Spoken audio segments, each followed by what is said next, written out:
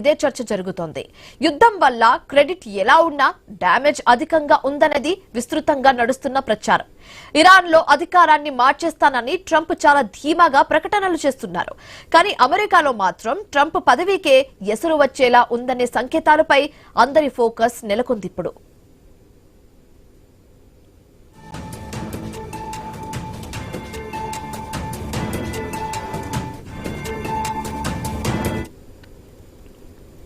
పశ్చిమాసియా యుద్ధంపై దేశీయంగా ట్రంప్ పై ఒత్తిడి చాలా తీవ్రంగా ఉంది.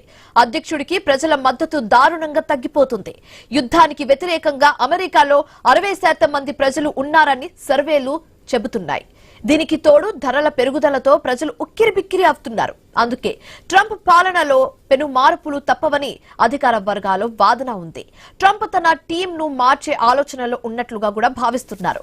ఆర్మీ చీఫ్, అటార్నీ జనరల్ తొలగింపు తర్వాత భారీ మార్పులు జరుగుతాయని వైట్ హౌస్ లో సైతం కలవరం నెలకొంది. గత వారం అమెరికా వ్యాప్తంగా నో కింగ్స్ ఉద్యమం వైట్ హౌస్ కు ముచ్చెమటలు తెచ్చిపెట్టింది. దీంతో అమెరికా ప్రజలను ఉద్దేశించి ట్రంప్ ప్రసంగించారు. తన ప్రసంగం తర్వాత ప్రజలకు క్లారిటీ వస్తుందని ట్రంప్ వేసిన అంచనాలు వర్కౌట్ కాలేదు. ట్రంప్ ప్రసంగం తర్వాత ప్రజల్లో ఇంకా గందరగోళం పెరిగిందని చెబుతున్నారు.